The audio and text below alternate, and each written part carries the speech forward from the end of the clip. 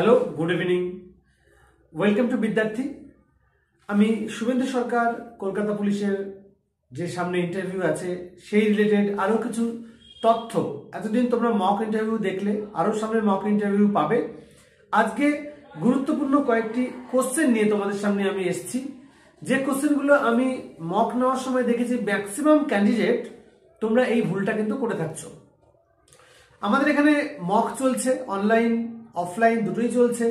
Board মেম্বারদের দিয়ে mock interview নেওয়া চলছে। যদি কেউ মক দিতে চাও, শুধুমাত্র মক দিতে চাও অফলাইনে, বোর্ডের সামনে এসে আমাদের সাথে যোগাযোগ করো।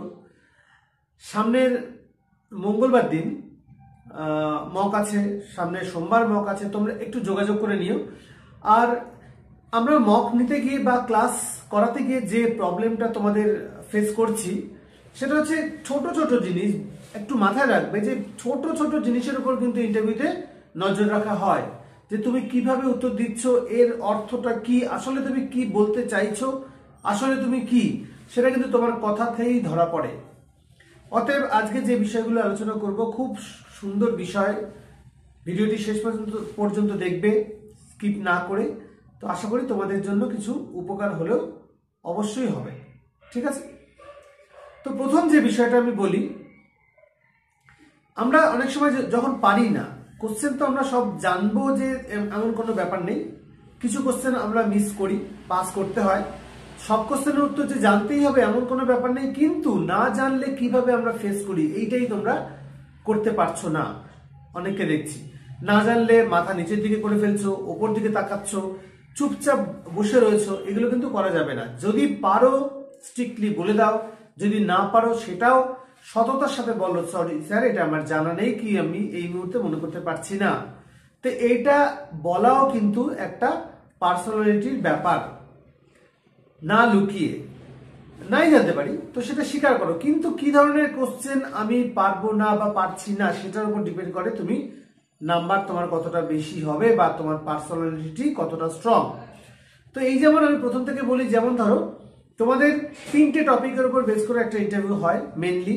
সেটা হচ্ছে তুমি নিজের সম্পর্কে কতটা জানো, তোমার পরিচয় থেকে শুরু করে তোমার ব্যাকগ্রাউন্ড, ফ্যামিলি ব্যাকগ্রাউন্ড, তোমার আর্থিক কন্ডিশন থেকে শুরু করে পুরো বিষয়টাই।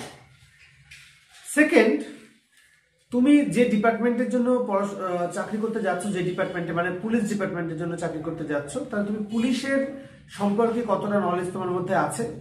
এখন এটা কলকাতা পুলিশ, তাহলে কলকাতা পুলিশ সম্পর্কে তোমার মধ্যে কতটা নলেজ আছে, কারণ তুমি যে সেক্টরের জন্য চাকরি করতে যাচ্ছ সেই সেক্টর সম্পর্কে তুমি কতটা নলেজ নিয়েছো সেটা দেখাও জরুরি না?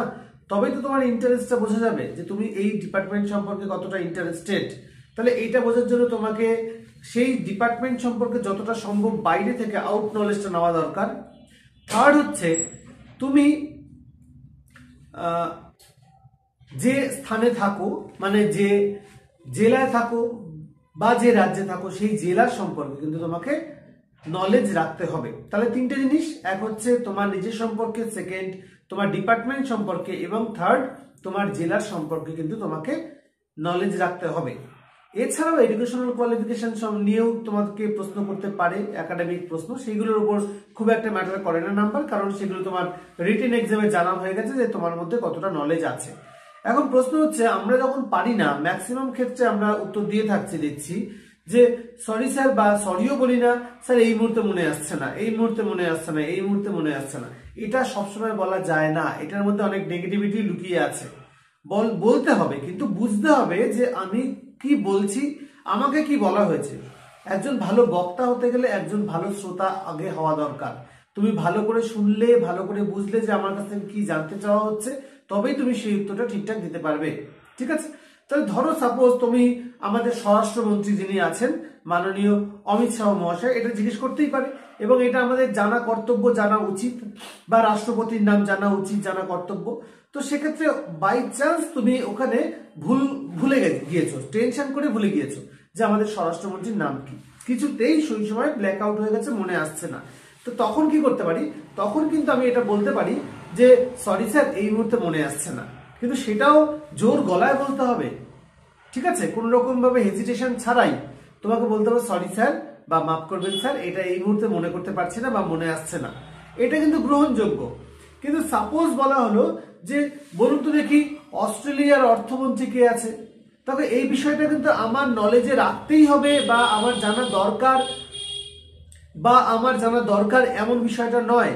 এইটা জানলে ভালো, না জানলেও কোনো সমস্যা নেই।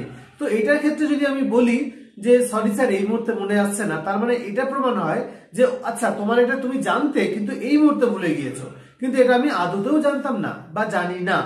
তাই কি করতে হবে, তাই যেটা তুমি জানো না, আদৌ জানো না, সেটা বলতে হবে সরি স্যার এটা আমার জানা নেই। আর যেটা তুমি জানতে বা জানা উচিত কিন্তু এই মুহূর্তে ভুলে গিয়েছো, সেটার ক্ষেত্রে বলতে হবে সরি স্যার এই মুহূর্তে মনে পড়ছে না। তো যেটা জেনুইন, যেটা ফ্যাক্ট, সেটা তোমাকে সেখানে স্বীকার করতে হবে। এটা আমার জানা নেই, এটা আমি এই মুহূর্তে মনে করতে পারছি না। তাহলে তুমি জানো অথচ বলছো যে এটা আমার জানা নেই, এটাও হবে না। আবার আদতেও জানি না, জানা সম্ভব নয়, ওনারাও কিন্তু বোঝেন, কিন্তু তুমি বলছো সরি স্যার এটা আমার এই মুহূর্তে মনে আসছে না, তার মানে এটা ফেক। তাহলে এই জিনিসটা কিন্তু মাথায় রাখতে হবে, যেটা জানো না সেটা জানি না, যেটা জানা দরকার কিন্তু তুমি ভুলে গিয়েছো সেটা এই মুহূর্তে মনে আসছে না। ঠিক আছে, চলো আমরা নেক্সট কোশ্চেনের দিকে যাই। গুরুত্বপূর্ণ একটা কোশ্চেন, যে তুমি কেউ ধরো আমরা প্রত্যেকেই গ্রাজুয়েট, কেউ মাস্টার ডিগ্রি করে গিয়েছি, কেউ ইঞ্জিনিয়ারিং পাস করে গিয়েছি ইন্টারভিউতে।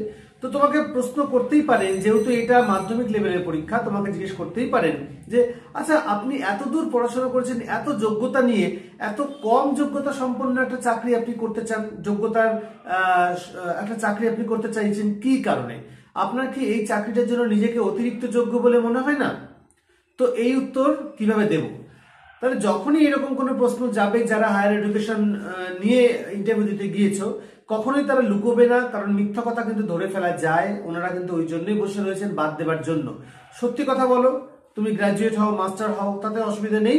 কিন্তু যদি প্রশ্ন হয় যে আপনি কি এই পদের জন্য অতিরিক্ত যোগ্য বলে নিজেকে মনে করছেন না, তখন তোমাকে প্রশ্ন করতে হবে স্যার যেহেতু এটা মাধ্যমিক লেভেলের পরীক্ষা, তো আমি তো অলরেডি মাধ্যমিক পাস করেছি, তার মানে আমি এই পরীক্ষার জন্য নিশ্চিতভাবে যোগ্য, এবং আমি এইচএস বা গ্র্যাজুয়েশন পাস করেছি, তার মানে আমি এই পদের জন্য খুব ভালোভাবে যোগ্য, অতিরিক্ত যোগ্য নয়, আমি খুব ভালোভাবে যোগ্যতা অর্জন করেছি এই পদের জন্য। তো উত্তর কিন্তু এইরকম ভাবে দিতে হবে, নাকি আমি এই পদের জন্য, অনেকে ভাবে হয়তো যে মাধ্যমিক লেভেলের পরীক্ষা, আমি যদি এটা বলি তাহলে আমাকে নেবে না, কারণ মাধ্যমিকের অনেকে আছে যে আপনার জন্য তো এসআই রয়েছে, আপনি কনস্টেবল কেন হতে চেয়েছেন।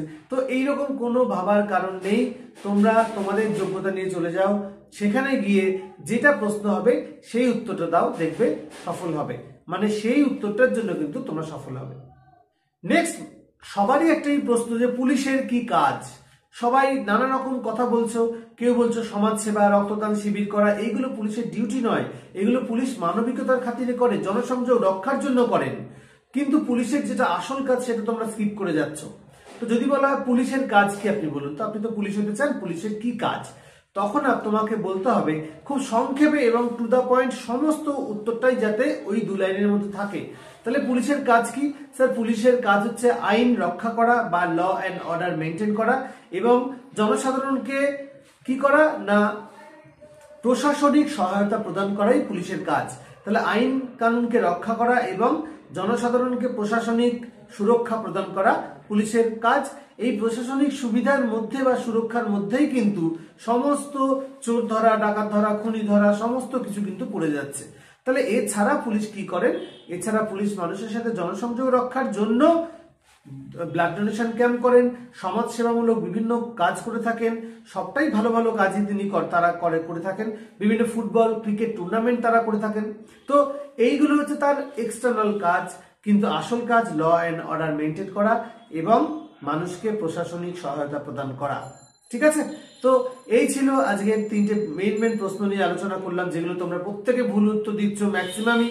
তো এগুলো ঠিক করে নিও, সামনেই পরীক্ষা, বেস্ট অফ লাক, ভালো করে রেডি করো নিজেকে। আরো ভিডিওর জন্য অপেক্ষা করো, যারা নতুন আছো সাবস্ক্রাইব করে নাও এবং লাইক শেয়ার কমেন্ট অবশ্যই করো। চলো আজকের জন্য টাটা।